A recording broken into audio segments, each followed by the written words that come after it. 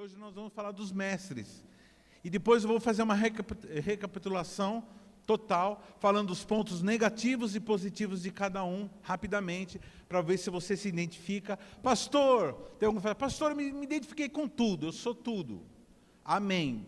Está certíssimo, é bom que você seja tudo mesmo. Quanto mais tudo você seja, mais você vai ser útil. Agora, eu quero que você preste atenção, porque tem, dos 5 ministérios, um que é mais latente em tua vida. Então você vai ver que tem aquele lá que você fala, não, esse sou eu totalmente. Né? Logicamente que você, como evangelista, você vai incentivar o teu irmão que é apóstolo a ser evangelista também. Tanto é que nós vemos o apóstolo Paulo, ele pregava, ele evangelizava, ele abria igrejas novas, ele ensinava e ele pastoreava aqueles que estavam em volta dele.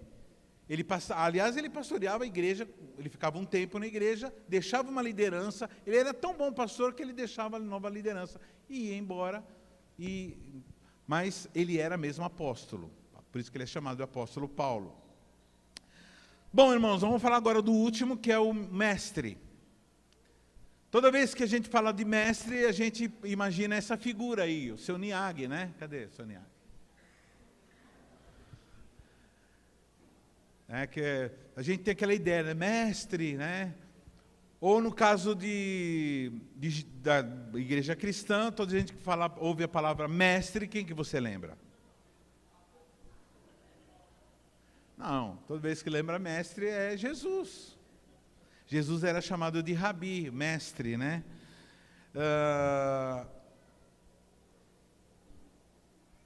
A ideia, irmãos, dessa sequência de palavras é que você saia daqui sem os rótulos do mundo evangélico. Amém? Então foi estabelecido que os pastores são os líderes das igrejas, como na igreja católica são os padres, como na Umbanda, no Candomblé, são os pais de santo. Sempre tem o grande lá, que é o pastor, aqui no caso do evangelho, pastor. Foi uma coisa cultural, mas na verdade, pastor não é título. É bom lembrar disso. Pastor é função ministerial recebida através de dom. Então, pastor é dom. Então, muitas vezes o camarada é líder de uma igreja, ele coordena uma igreja, mas ele não é pastor, ele é evangelista. Não tem problema um evangelista ser o líder administrativo da igreja. Por exemplo, eu sou mais profeta do que... Eu estou mais na área profética. Mestre profeta, mas não tem problema um mestre dirigir uma igreja, um pastor dirigir uma igreja, um apóstolo dirigir uma igreja, não tem problema. O importante é ele saber que ele vai poder usar esse dom com mais força. Agora, todo cristão tem um dom ministerial, um desses 5. Amém? E entre eles existem esses seres maravilhosos, o que são os mestres. Quem conhece algum mestre aqui? Aponta o mestre que você conhece, que está aqui agora, perto de você. Aqui, ó. Então tem os mestres, né? A palavra mestre em hebraico é rabi, ou rabino. Na nossa língua, que é uma língua oriunda do grego e do latim, é usada a palavra magister. Tanto é que tem o magistério, né? Magistério, que quer dizer, ou magno, que quer dizer coisa grande. Aquele que é grande. Então já começa por aí. Uma boa pessoa para liderar uma igreja, em geral, é um mestre. Né? É uma boa pedida, uma igreja quando ela é liderada por um mestre. Logicamente que tem seus pontos positivos e negativos. Mas antes se colocava o mestre como sendo, tanto é que essa palavra definia, o grande, magister, magno. Ou seja, aquele que é mais experiente, que tem mais sabedoria, portanto, deve ser ouvido e acatado. Então, toda vez que alguém se apresenta diante de você, com a Bíblia na mão e com sabedoria, ensinando o que é correto, Ouve o que essa pessoa tem para te falar, porque vai ser bom para a tua vida. Nós estamos numa época em que as pessoas não têm costume de ouvir. O mestre é aquele que edifica os outros para que elas fiquem maiores do que são. Ora, se ele é magno, se ele é grande, ele vai trabalhar para que as pessoas fiquem grandes também. Então, no coração do magno, do mestre, do rabi, ele olha para as pessoas, ele não se contenta de as pessoas ficarem naquele estágio que elas estão. Ele olha, vê o estágio que elas estão e faz de tudo para que elas cresçam. Se o pastor é aquele que tenta manter a pessoa viva, protegendo de lobos, o mestre faz de tudo para que a pessoa cresça, para que ela possa se sustentar quando ela estiver só, quando ela estiver diante de um desafio.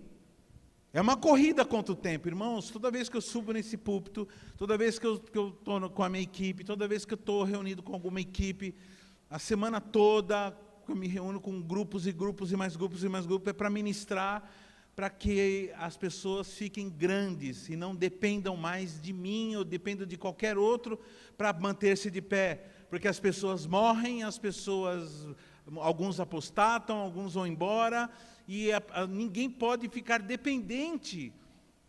É o que a gente faz com os nossos filhos, a gente corre o tempo todo, vamos lá, e troca a fralda, aí chega uma hora que fala, mano, precisa parar de fazer na calça, meu. Vai lá no banheiro, pede para a mamãe, e aí começa a insistir para ir no banheiro.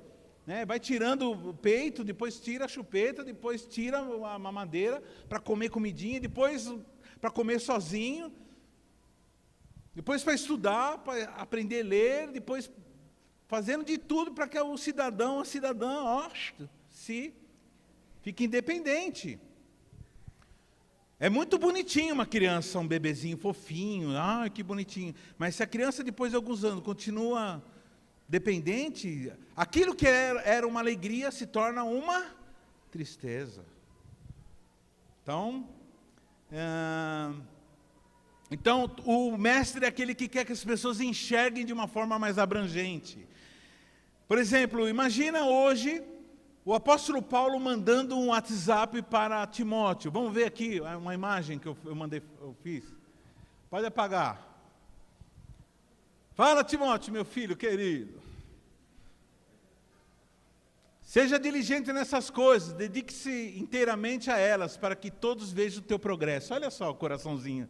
Isso é coração de mestre. Sabe, o apóstolo Paulo, atente bem para a sua própria vida e para a doutrina, perseverando nesses deveres, pois fazendo isso você salvará tanto a si mesmo quanto aos que ouvem. Aí o Timóteo fala assim, ai Senhor, amém, que seja assim mesmo, né? Que bonitinho, né? Então, o apóstolo Paulo, e ele fala isso, esse texto ele fala em...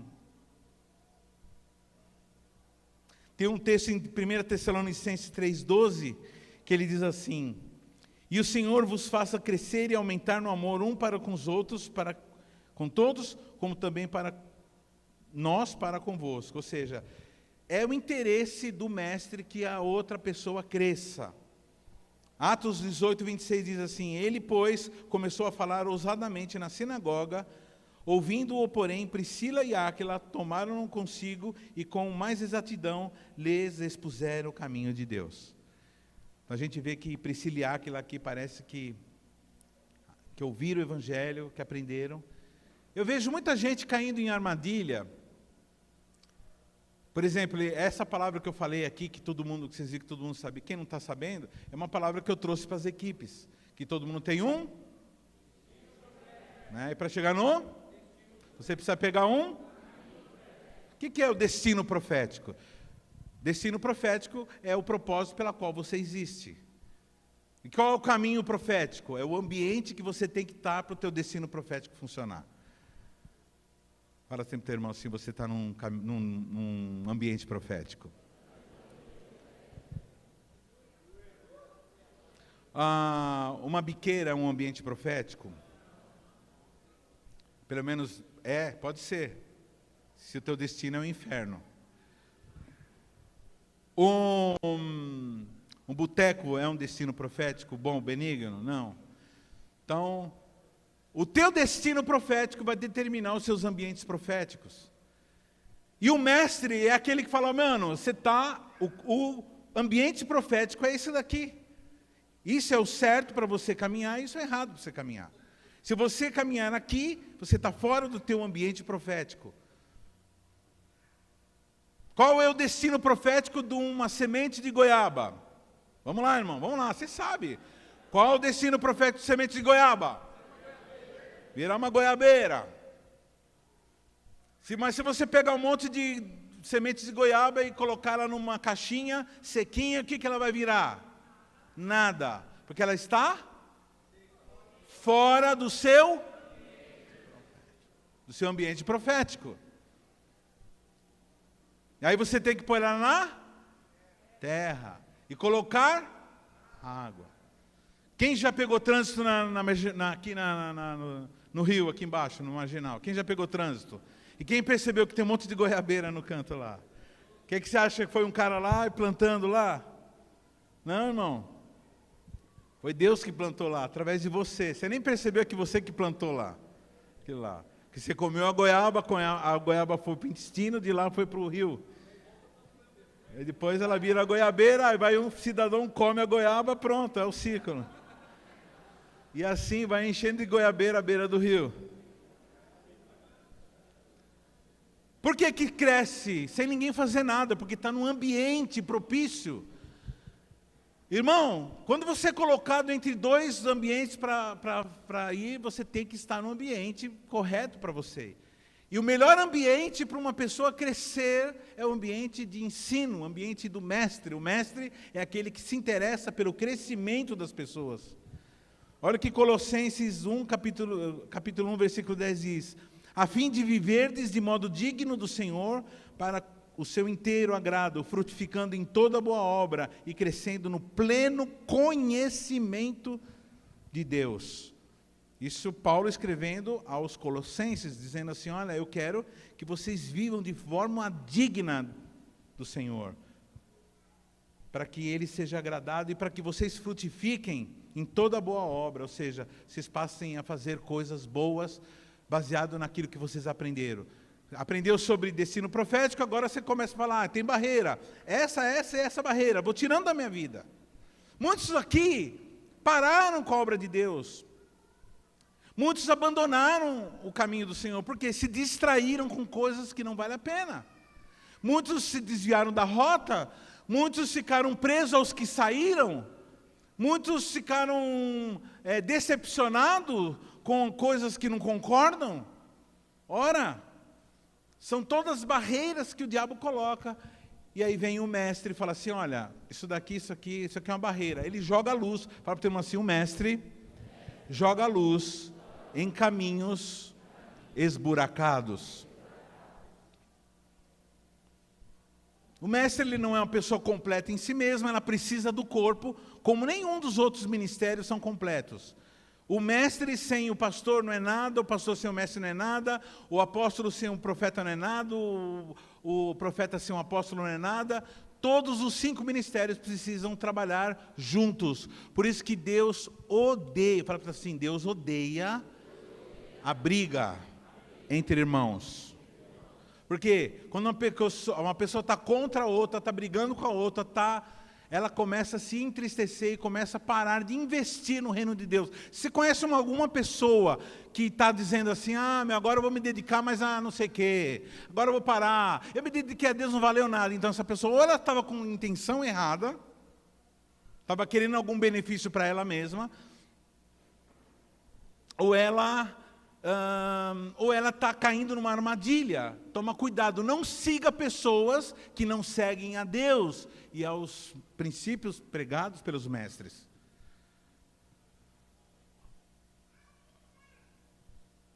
Então ninguém pode tomar decisões unilaterais. Fala assim, eu vou agora, a partir de agora, eu vou me dedicar a isso aqui. Não pergunta para ninguém, não sabe que tem gente que está olhando. Então o mestre ele não pode tomar decisão solitária. Ele não é... O mestre, para você ter uma ideia, o mestre é uma espécie de nutricionista da igreja. É aquele que fala, que equilibra o que vai ser dado. Ele traz em linguagem audível, apostilável. Estou inventando essa palavra agora. Neologismo. Ele transforma em apostila aquilo que o profeta disse. Por isso que, em geral, os mestres são pessoas muito inteligentes. E quando eles... não são vaidosos, né? E os mestres são assim. Eles ouvem o profeta falar. Um monte de gente está falando assim, nossa, que doideira. Nossa, da hora esse profeta falou. Mas não entendi nada, mas deve ser legal. Que os profetas, eles falam os negócios assim, meio... Aí o mestre, ele ouve, ele fala assim, meu, que da hora, que baita ensino, tem um texto aqui assim que fala sobre isso, tem outro texto que fala assim, sabe? E ele fala, peraí, que eu vou organizar essa bagaça. Aí ele coloca tudo certinho em tópicos 1, tópico 2, tópico 3, e aí ele fala assim, olha, transformei a tua profecia num livro. Os profetas ficam, até se assustam, assim, sério? Nem eu mesmo não entendi o que eu estava falando.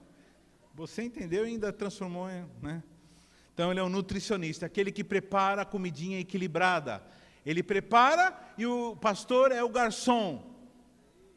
Então, se o pastor ele é mestre, se ele desenvolve essa dom de mestre, ele é um pastor, né, que vai ser mais útil.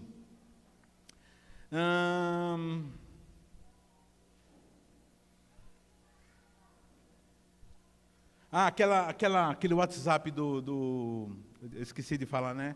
O WhatsApp do apóstolo Paulo está em 1 Timóteo 4, 15 e 16, tá?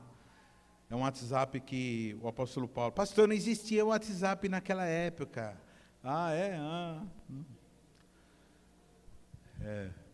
Conversa com o mestre para ele te explicar.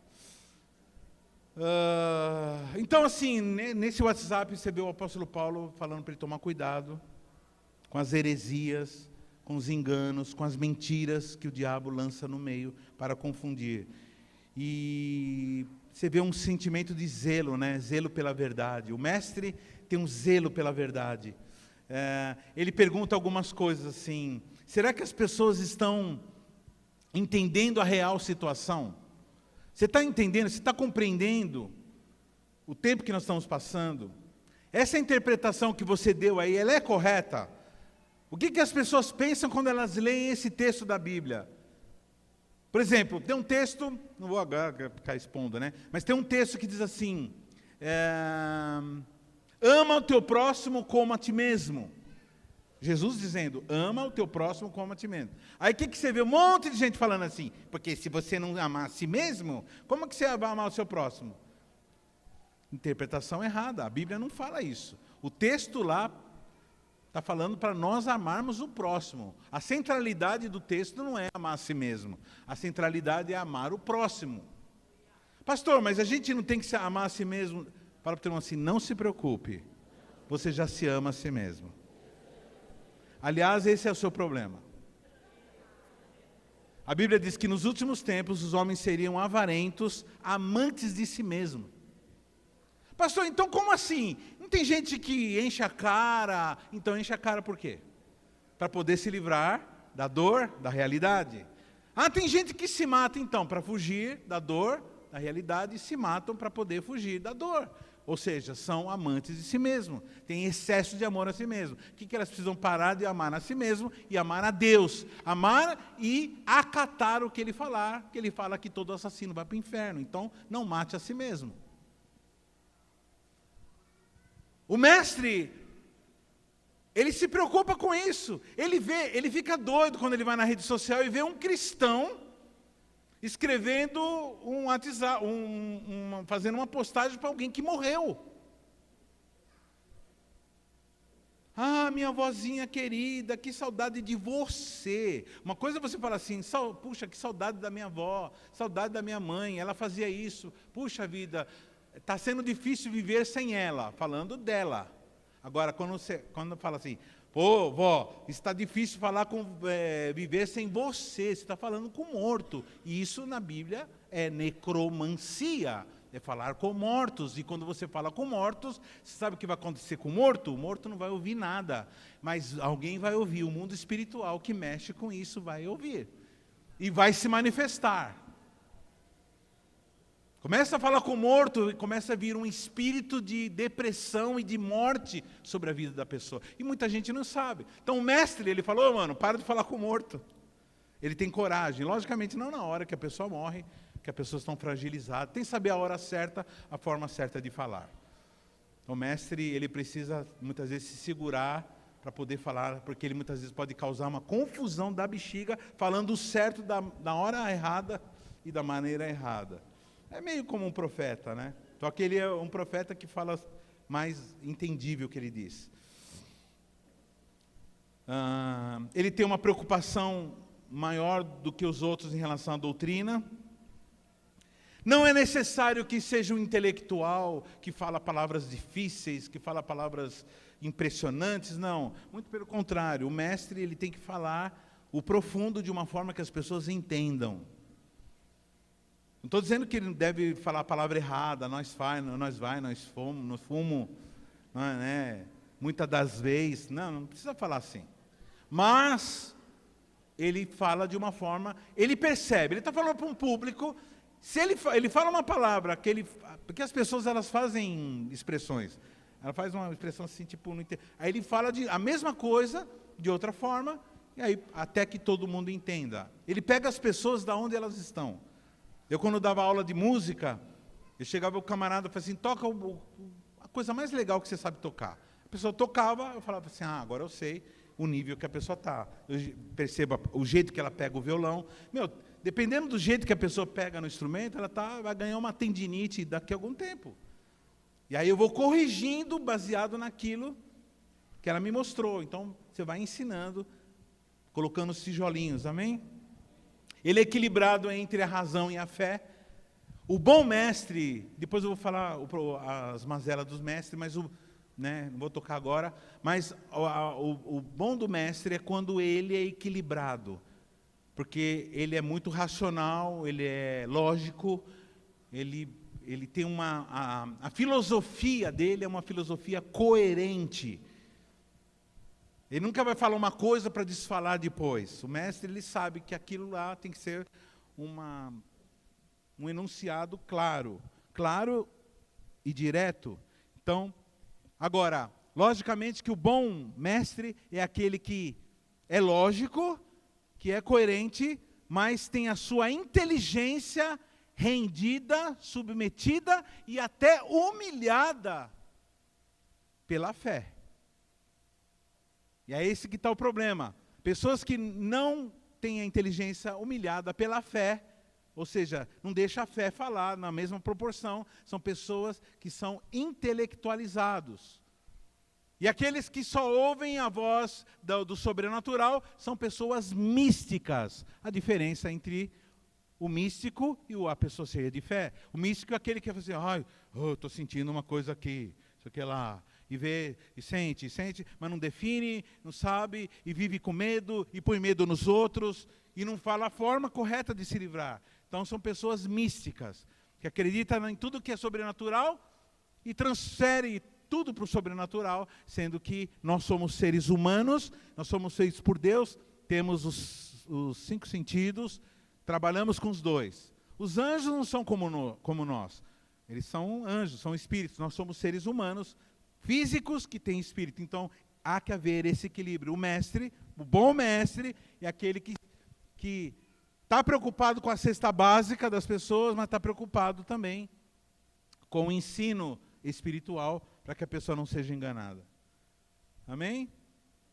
Então, se você é aquele tipo de pessoa, eu estou gritando aqui, viu, irmão? Estou sem retorno, estou gritando. Se você é uma pessoa que trabalha pelo mundo, que gosta do mundo das ideias, você gosta de filosofia, você gosta de ler, você gosta do mundo das ideias, provavelmente você tem a tendência de ser um mestre. Opa, agora sim.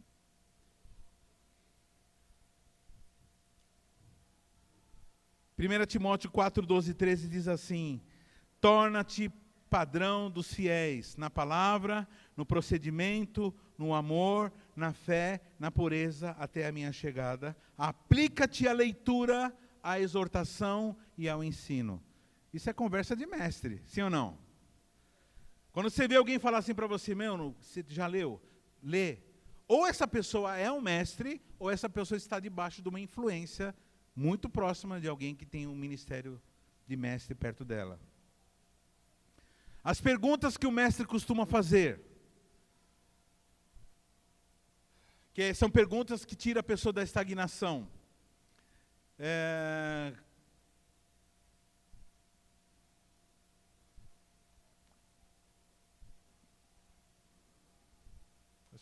Quais perguntas?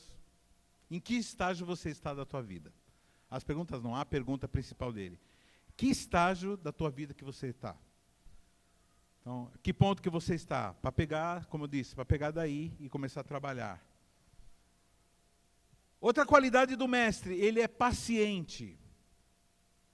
Ele não está nem aí de explicar 50 vezes a mesma coisa. Se perguntar, ele vai explicar. Ele vai explicar, ele vai explicar, até que a pessoa entenda.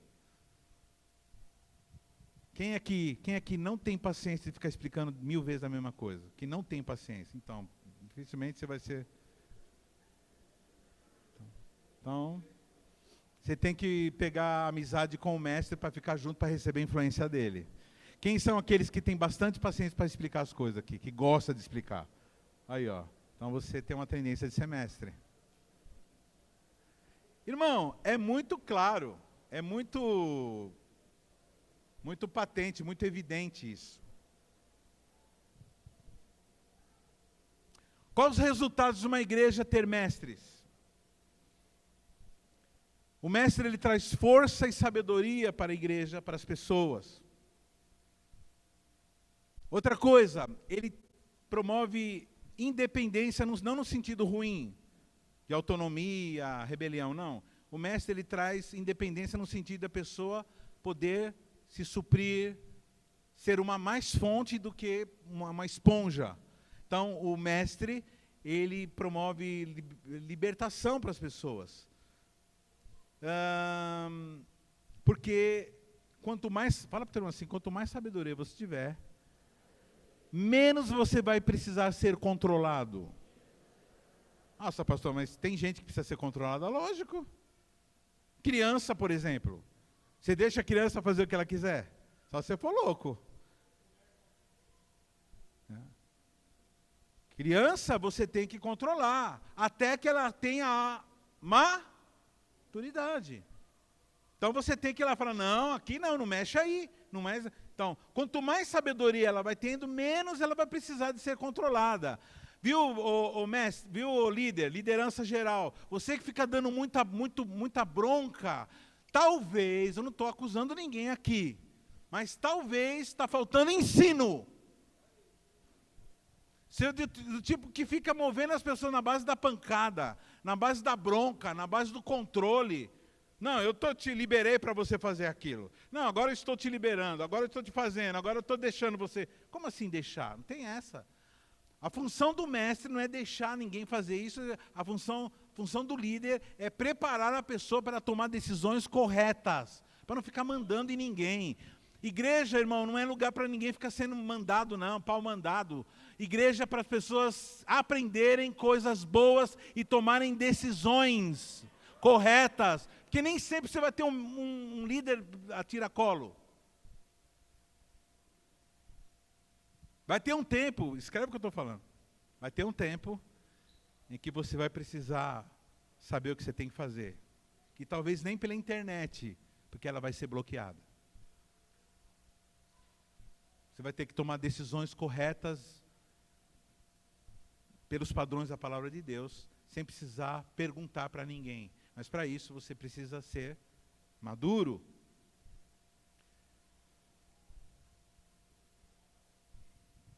Perguntas aí para você saber se você é mestre. Pergunta que você faz a si mesmo. Me preocupo se as pessoas estão entendendo? Ou você não está nem aí? Importante é ela ouvir e acabou. Você se pergunta, será que esse ensino é saudável? Por exemplo, os mestres que estão me ouvindo agora, estão perguntando, puxa vida, será que esse ensino que o pastor está falando, ele é bom, ele é saudável, ele vai acabar em coisa boa, ele vai gerar bons resultados? Outra pergunta que o mestre faz, esse ensino é coerente com a palavra de Deus?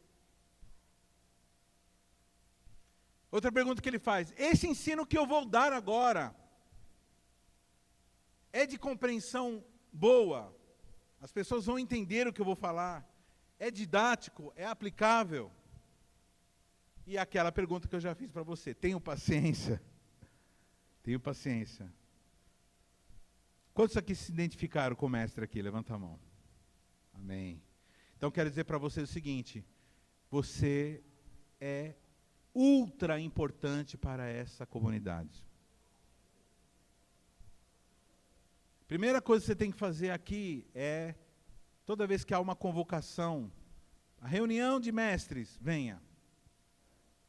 Coisa para decidir sobre a escola, venha. Treinamento sobre ensino, venha. Palavra pregada, anote tudo. Ou seja, comece a agir como um mestre. Como que o mestre age? Como alguém que é discípulo. Para o termo assim, ninguém pode ficar de pé sem antes ter se sentado para ouvir. Ninguém tem autoridade para falar sem antes sentar para ouvir. Ou seja, um detalhe, nunca ouça pessoas que não ouvem ninguém. Não ouça pessoas que não ouvem ninguém. Pessoas que não ouvem ninguém não merecem a tua atenção. Nunca ouça pessoas que questionam, que tentam derrubar o que os mestres biblicamente estão falando. Toma cuidado. A não ser que a pessoa tenha argumento, mas não fique falando, fale com o líder dessa pessoa, ela está ensinando uma heresia, eu acho. E aí aí quem está sobre esse mestre vai conversar com ele, vai ver o que está acontecendo. Toma cuidado. Não fique conversando com gente que fica solapando, que fica dando sugestões malignas. Aqui o pessoal já sabe o que tem que fazer, né? Uber, Pois, não entendi, pastor. Depois você pergunta para alguém mais velho aí, você sabe. Bom, irmãos, agora eu vou encerrar falando as debilidades e as virtudes, amém? De cada um. Vamos lá. Os apóstolos. Debilidades dos apóstolos. Impaciência, totalmente ao contrário do mestre. Por ser visionário, irmãos, o apóstolo, ele não tem muita paciência. Por quê? O apóstolo, ele enxerga, ele tem uma maneira diferente de enxergar a vida. O apóstolo, por exemplo, ele enxerga um edifício já pronto. Na cabeça dele está tudo pronto, está tudo lá, já está existindo. Só que não está pronto, né? Vai ter que fazer. Então, ele é um camarada que tem isso é um ponto negativo, que tem uma tendência de colocar todo mundo na cruz, meu. E ele, aquele pessoa chata que fica em cima, fala, vamos lá, isso, aquilo lá. Porque na cabeça já está pronto, só que não está pronto, então ele já tem plano para aquele negócio. Então, enquanto aquilo não se concretiza, porque o apóstolo é um concretizador, ele não fica em paz e ele enche as paciências de todo mundo. Então ele tem uma tendência de ser meio impaciente e ser insensível. A pessoa fala assim, líder, mas eu estava com dor de cabeça. Eu falei, problema seu, mas ele está olhando. Então, mano, esse é um defeito grave. O apóstolo, ele precisa pedir para Deus para que tenha misericórdia e amor pelas pessoas, porque ele é o tipo do doido que passa por cima. Você vê pela história do apóstolo Paulo. Paulo fala assim, tem uma hora que ele fala assim, até é triste, mas é engraçado também. Ele fala assim, todos me abandonaram, amando o presente século. Lógico que todos abandonam, porque ninguém suporta ficar do lado de um apóstolo. Meu irmão, um apóstolo, ele é mandão, cara. Ele fica mandando, e se pega um camarada que ainda não resolveu essa questão da humildade, ele fala assim, por que está mandando tal? E aí ele trava. Tem gente que trava. Tem gente que você fala de boa, ela vai. Mas você fala assim, faz não sei o que lá, a pessoa... Né? A maioria, né? Brasileiro mesmo não gosta de ser mandado. Ninguém gosta, né? O que não é certo. A gente devia de gostar de alguém, as pessoas dirigirem que a gente faz e amém. Mas eu vou fazer papel de bobo, então. Isso foi Satanás que te ensinou. Papel de bobo é a pessoa que fica travada, assim, que nem um tonto, que não faz nada, tem a vida parada. Porque, basicamente, a vida é assim, irmãos, é direção. Ou são pessoas que vão te direcionar, ou a situação vai te direcionar para você fazer. De qualquer jeito, você vai ter que obedecer, padrão. Então, por causa disso, ele tem uma tendência ao autoritarismo, mandão. Então, você que tem o dom ministerial de apóstolo, toma cuidado de não ser mandão. Tenta dirigir as coisas, concretizar as coisas, sem ficar baixando, dando ordem o tempo todo. Né? Esteja junto. Então, ele já tem autoridade, porque quando Deus dá o dom apostólico, a pessoa ela tem autoridade. Então, por ter autoridade, ele tem a tendência de intimidar as pessoas. Então, a pessoa, ela chega, a pessoa fala, ai meu Deus do céu, já vem ele. Não sei o quê. Porque ele tem uma autoridade mesmo, ela é uma autoridade que a pessoa tem. Então, ele tem que chegar e dizer assim, calma, todo mundo, vamos lá, estamos juntos aqui junto, tal. Então as pessoas ficam com medo, né? Um detalhe para você que conhece algum apóstolo, que é mandão, tal. Uma forma de você lidar bem com o apóstolo, né? Você tem um líder que é apóstolo, alguém que está aí do teu lado, algum amigo que é apóstolo, tal. Uma forma de você poder conviver bem com o apóstolo é você saber quem você é. Quando você sabe o que você é tranquilo. Porque o apóstolo ele manda, você fala assim, tá bom, obrigado. Vai lá e faz. A pessoa que não sabe o que é, ela fala assim, que é isso? Está querendo mandar? Eu não sou escravo. Não, ninguém está falando que você é escravo.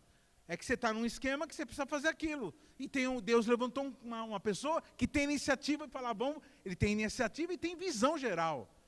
Essas pessoas, o irmão apóstolo, são essenciais. Em geral, empresários são apóstolos. Empresários, cara que coordena milhares de... Você já imaginou isso? Como uma pessoa consegue coordenar milhares de funcionários? Uma pessoa.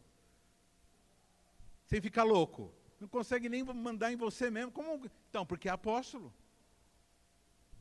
Ele consegue coordenar e levar aquela organização, sei lá, para alguma coisa produtiva. Isso é impressionante.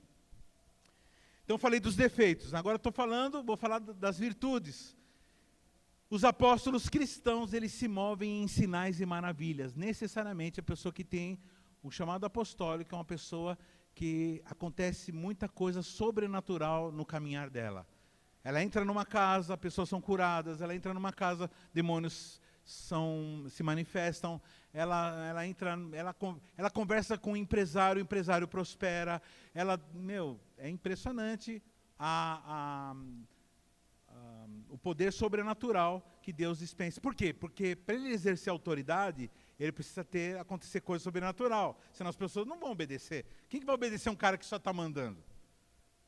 Então, por isso que Jesus ele fazia milagres, não é fazer milagre, porque todas as pessoas que ele curou, irmão, vamos ser sinceros, todas as pessoas que Jesus curou e todas as pessoas que Jesus ressuscitou, hoje estão tudo mortas. O que valeu mesmo para elas não foi a cura, o que valeu para elas foi elas crer em Cristo e hoje estão no céu. Então, mas por que ele fez tudo aquilo? Para ele mostrar. A gente está em dúvida, né? Os discípulos de João falaram, a gente está em dúvida que é um senhor. Aí ele falou assim, vem ver. Os cegos enxergam, os aleijados andam, os mortos são ressuscitados. Então, os milagres, eles confirmam, eles avalizam a autoridade apostólica. Outra virtude do apóstolo, eles não são egoístas. Pode parecer que são, mas não são. Porque os apóstolos, eles têm uma unção de passar herança, de dar herança, de transferir herança. Então, eles gostam que as pessoas fiquem bem, fiquem bem. Eles têm o coração paterno, e por isso que todo apóstolo precisa controlar o seu autoritarismo. Porque como pai, ele vai mandar. Só que ele precisa lembrar que ele é pai. E que ele tem que fazer com carinho para que as pessoas não fiquem assustadas. Esses dias eu estava com o Gabriel no meu colo. E aí, não sei o que aconteceu, eu dei um grito. Porque em casa é sobrado, então tem que falar assim, amor, não sei o que lá. Para pedir alguma coisa, para trazer alguma coisa. E ele tomou um susto. Eu fiquei com tanta dó. Aí eu distraí para ele não chorar. Então, assim, você está naquele ambiente de direção, de carinho, de aconchego, de repente você corta dando um grito, mano. Então, você que tem o dom apostólico, toma cuidado. Apostólico e profético, os dois têm essa mania. De dar grito, de assustar as pessoas. Então, lembra que você é pai. Pai. E um pai tem que tomar cuidado. Tem hora que vai ter que gritar mesmo. É a hora que precisa, né? Está lá correndo para a rua, vai ser atropelado, não grito, a pessoa morre. Amém? Profetas. As debilidades, as fraquezas dos profetas. Profeta, ele profere. Profeta, ele fala, né? Então, ele fala porque ele enxerga, ele fala porque ele percebe o que tem que falar, ele enxerga as coisas com mais clareza. E aí, o que acontece? Ele tem uma tendência de achar que ele é o sabichão. É muito comum você, diante de um profeta, falar assim, nossa, que cara arrogante, velho. Que mulher arrogante. Que ele chega assim, ele fala não sei o que lá, aí ele fala mesmo, que ele fala. Uma vez veio um argentino aqui, não sei quem lembra disso aí, profeta. Ele falou assim para mim, eu estava aqui do lado dele, eu não conhecia essa palavra ainda, não tinha aprendido nada sobre isso. Ele falou assim, você não é pastor não. Pô, eu trago o pessoal da minha igreja, todo, mó boa vontade, para ouvir o camarada. O cara fala assim, na frente de todo mundo, você não é pastor não. Aí eu fiquei assim, vai se lascar, velho. Você é profeta. Eu falei, e aí, qual é que é? Tipo assim, e ele fala mesmo. Ele devia ter explicado. Então assim, há uma tendência, e você vai falar com os caras, eles não ouvem ninguém, sabia? Assim, tudo bem, você está ensinando, posso te ensinar um pouco? Não tem nada para ensinar. Eu já sei, estou vendo. É o bichão, os caras. Esse é uma fraqueza, profeta que não ouve ninguém, toma cuidado. Então, eles são os únicos que acham o que é o correto. Outro defeito que eles têm, por saber o que é correto, eles tendem a ser justiceiro. São cheios de justiça, onde já se viu fazer tal coisa, e não sei o que lá, e vai, fala, não sei o que, porque eles enxergam o correto, então eles ficam indignados com aquilo que está errado, e aí eles vão para cima. Então, nem sempre você tem que tomar justiça, não tem paciência para esperar a justiça de Deus ser aplicada. A virtude dos profetas, eles ouvem, eles veem, tudo que Deus está fazendo, o que Deus vai fazer. Uns caras que andam no sobrenatural mesmo, irmão. Um profeta de verdade mesmo, ele não vai na conversinha, ele não vai no desânimo. Pode falar o que para um profeta, ele continua na pegada dele. A gente vê na Bíblia um profeta que caiu no desânimo por causa de ameaça. Deus teve que fazer um tratamento com ele, né? Então,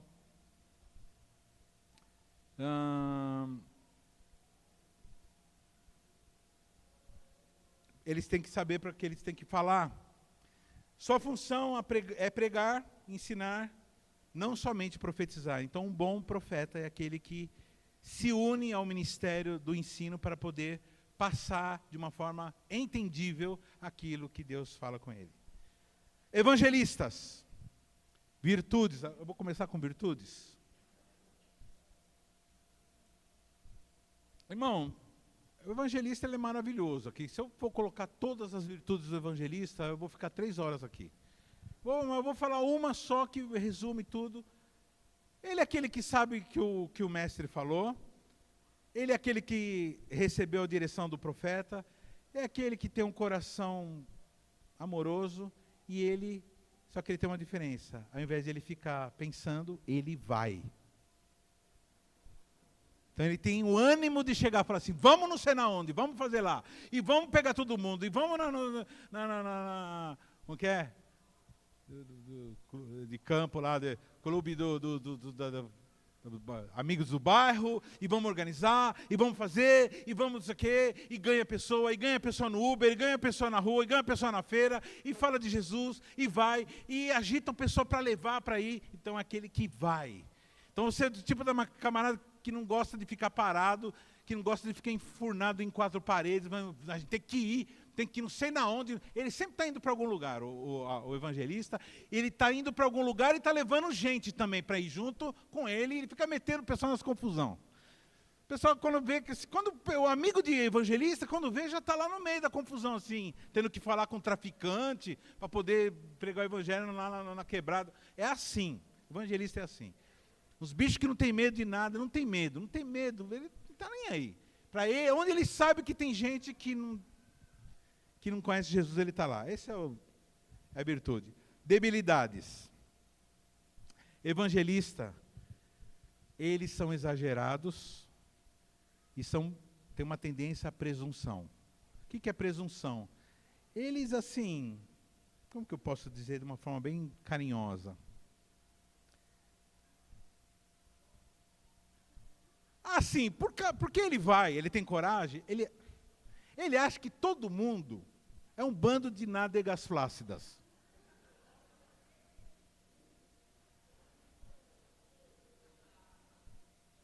Então, como ele tem coragem para ir, ele fala assim, nossa, que pessoal mais... Entendeu?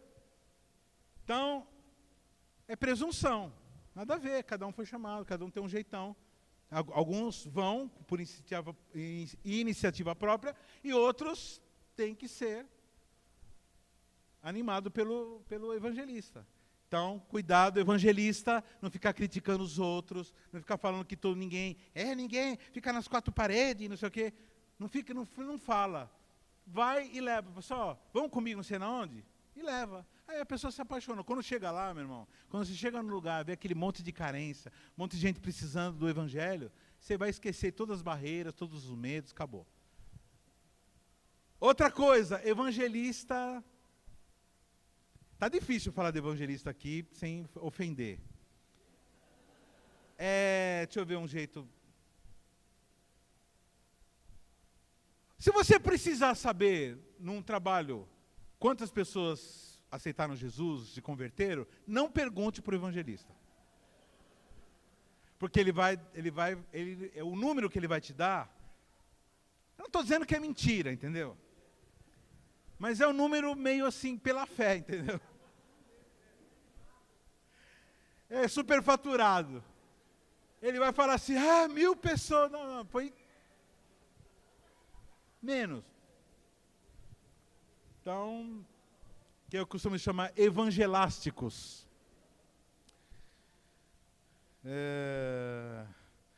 Para quem eu pergunto então? Pergunto para o pastor. O pastor, ele conta direitinho, ele conta assim, ele conta o tempo todo, ele sabe quantos vieram, quem não veio, quem não veio, quem estava, quem não estava, e ele sabe quantos. Que nem eu sei que você está aqui, e eu estou vendo alguns que estão faltando. O Diego não está aqui, cadê?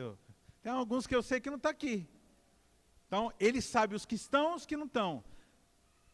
Muitas vezes a pessoa pergunta assim, por que você não veio? Eu falo assim, nossa, pastor, como que você sabe?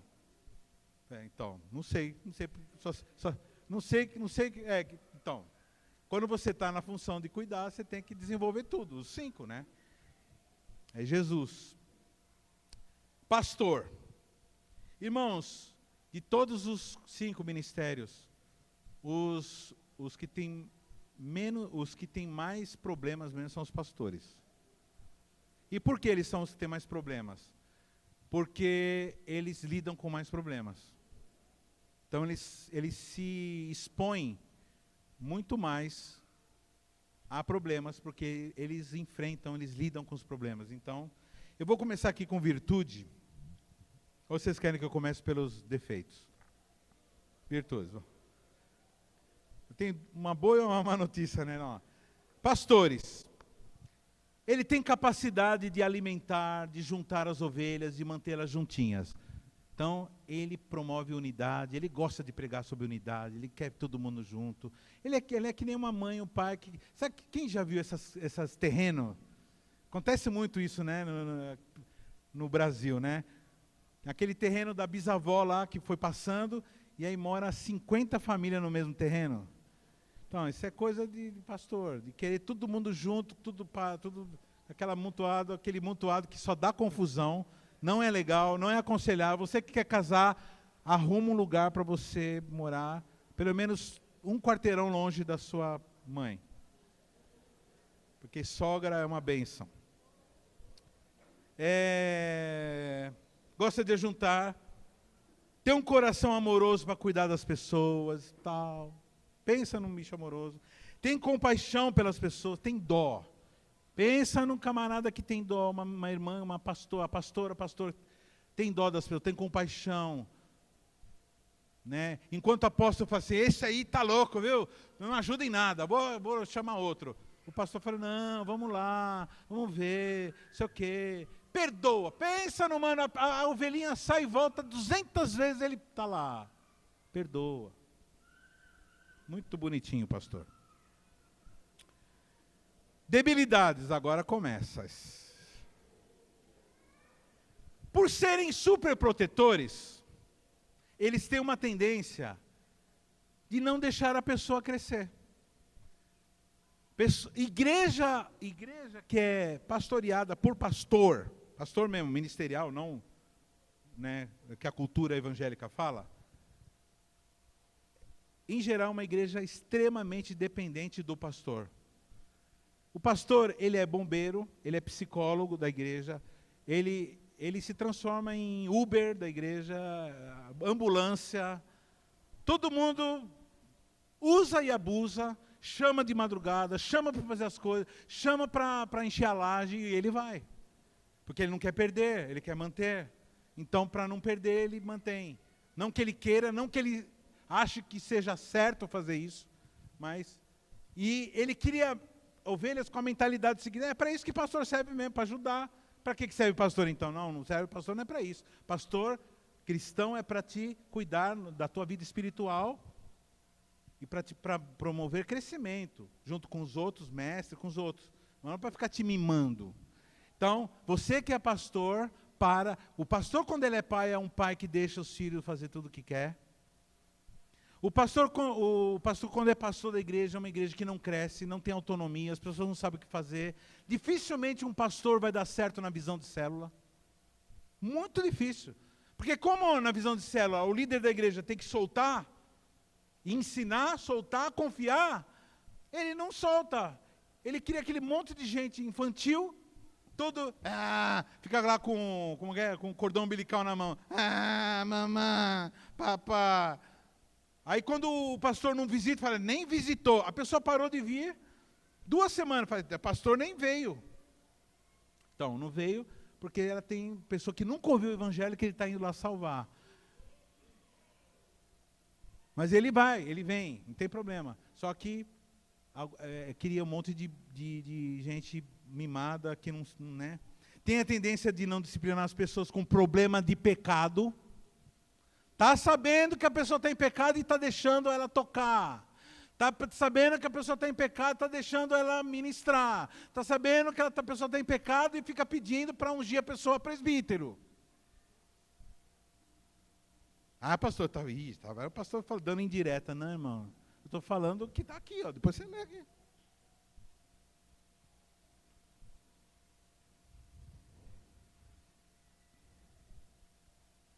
E aí a glória de Deus não vem sobre a comunidade, sobre a célula, sobre a rede, porque o camarada não tira a sujeira do meio. Vamos lá, irmão, vamos lá. Onde tem lixo, eu junto o quê? Onde tem lixo, eu junto o quê? Mosca, barata e rato, né? que no mundo espiritual o lixo significa o quê? Pecado. E esses bichos significam o quê? Demônios. Então, no medo de não agradar, no medo de ser rejeitado ou rejeitada, a pastora ou o pastor acaba promovendo ninhos de malignidade onde ele está cuidando. Se é um pai ou uma mãe que tem essa tendência de ser bonachão, coração de pastor, super amoroso, os filhos dizem assim, meu pai é maravilhoso. Só que despreza o pai. Despreza, irmãos. Os filhos, quando o pai é bonachão, é um sentimento doido que os filhos têm. Eles têm amor, porque é tão bonzinho, mas ao mesmo tempo despreza, porque ele não direciona, não cumpre a posição de pai e não ajuda a tirar do erro.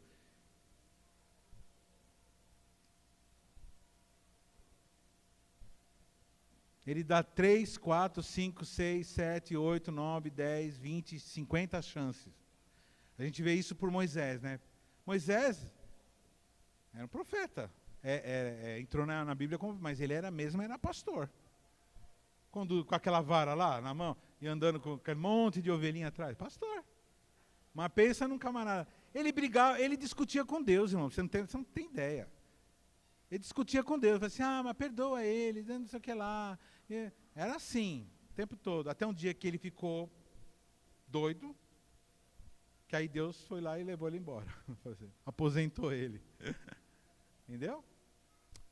Então, um detalhe, só para lembrar, né? Moisés não entrou na terra prometida. Foi para o céu, lógico. Mas não entrou na terra prometida. Pessoas que, o pastor, por isso que eu estou falando, tem muita coisa ruim. Aquilo que o pastor tolera é aquilo que faz você perder a autoridade. Em geral, ele perde a autoridade porque tolera coisa errada. Deu boiada para um, aí o outro fala assim, ele deu boiada para ele, por que não vai dar boiada para mim? Aí começa aquele negócio de boiada, todo mundo querendo boiada, e todo mundo vai para o buraco. Pergunto para você, pastor, quanto custa o seu chamado? Então não venda o seu chamado por conta de querer agradar as pessoas. Outro defeito que o pastor... Não acaba aí não, tem mais defeito. Outro defeito que o pastor tende a controlar. Quer controlar. Aí fica assim, fulana está gostando de fulano. Deixa eu falar uma coisa aqui, irmão. Nós estamos aqui entre família, amém? Se você solteiro está gostando de uma menina, você menina está gostando do menino, você vai e conversa com essa pessoa direitinho, para ser amigo dessa pessoa, já tem condições de casar, vai e casa. Se o teu líder não gostar da outra pessoa, ele vai ter que ter um bom motivo. Se ele falar assim, eu acho que não combina com você, isso não é motivo. Eu não acho que não é momento agora. Qual o momento? O momento é aqui quando a pessoa já fez o curso, conhece um pouco a palavra. Então, em nome de Jesus, viu, irmão? E outra coisa, você que é líder, você não tem esse direito de ficar interferindo na vida dos irmãozinhos nesse sentido, não. Porque algumas pessoas, por serem líderes e pegar essa posição de pastor, fica lá. Não, esse com esse, esse com esse, esse com esse, com esse não. Esse sim, esse não, esse é meu. Não, agora vai para lá. Não, irmão, você não. Casalzinho que decide, os dois conversam, aqui não tem débil mental, não. Então os dois conversam, já tem condições de casar, já está tudo certinho, vai e casa. Pastor, onde que eu interfiro? Tem filho, você vai lá e faz a cerimônia.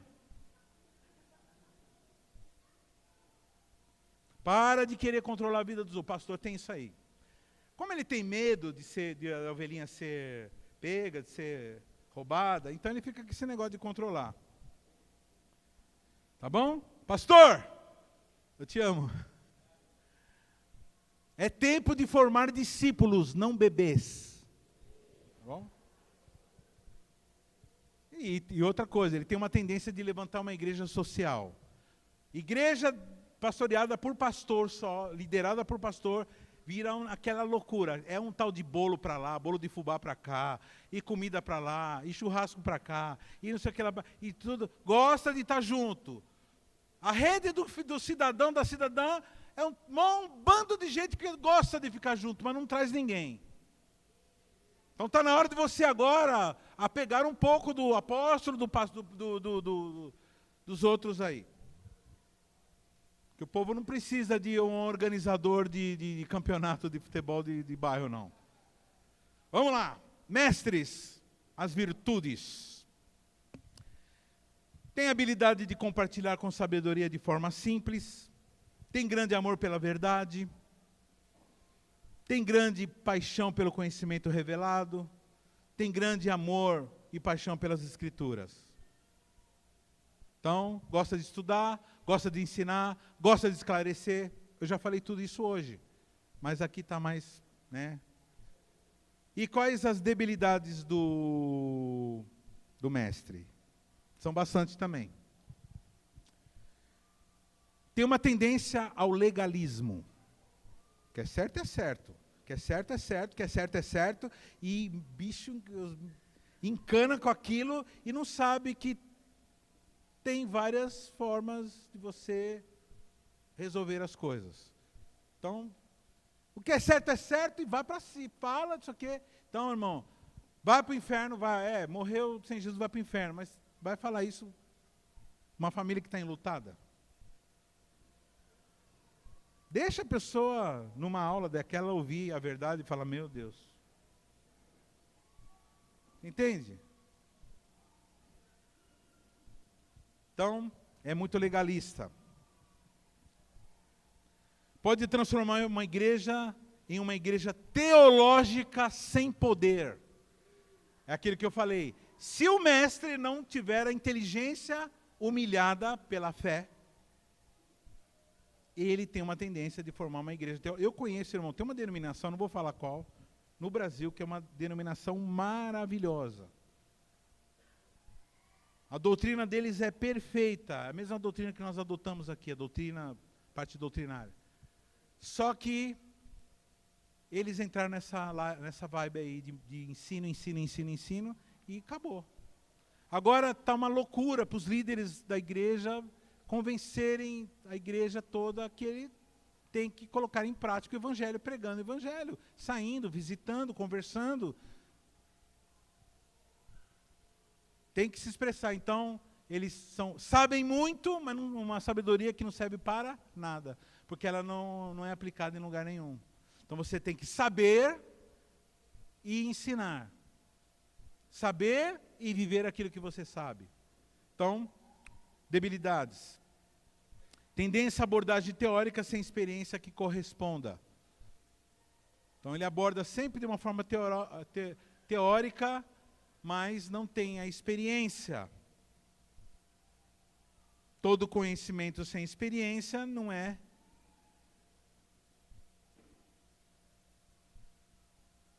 Todo conhecimento sem experiência não é legítimo. Ao conhecimento, ele tem que estar envolvido com a experiência. Então, é muito importante que o mestre seja a pessoa que entra nas quebradas junto, que tenha embates com a realidade, porque senão ele vira... e tem uma tendência também a ser prepotente, porque ele sabe das coisas e ninguém sabe nada. Então, tem gente que ao invés de expulsar demônios... Foi isso aqui, encerrando. O bom exemplo que eu coloquei é o seguinte. O mestre, quando ele vai expulsar um demônio, ao invés de expulsar o demônio, ele fica ensinando o demônio. Ele dá uma aula para o demônio. Fala assim, você não sabia que não é justo que você esteja aí? Segundo Tessalonicenses, capítulo 3. E é nada, meu. Com o demônio é sai em nome de Jesus! Isso é evangelista... 2 palitos. Manda bala. Apóstolo, então, apóstolo fala assim, mata ele. Pastor fala assim, não, vamos ficar com eles, com os demônios, tudo, vamos cuidar de tudo. O evangelista fala assim, aceita Jesus, demônio.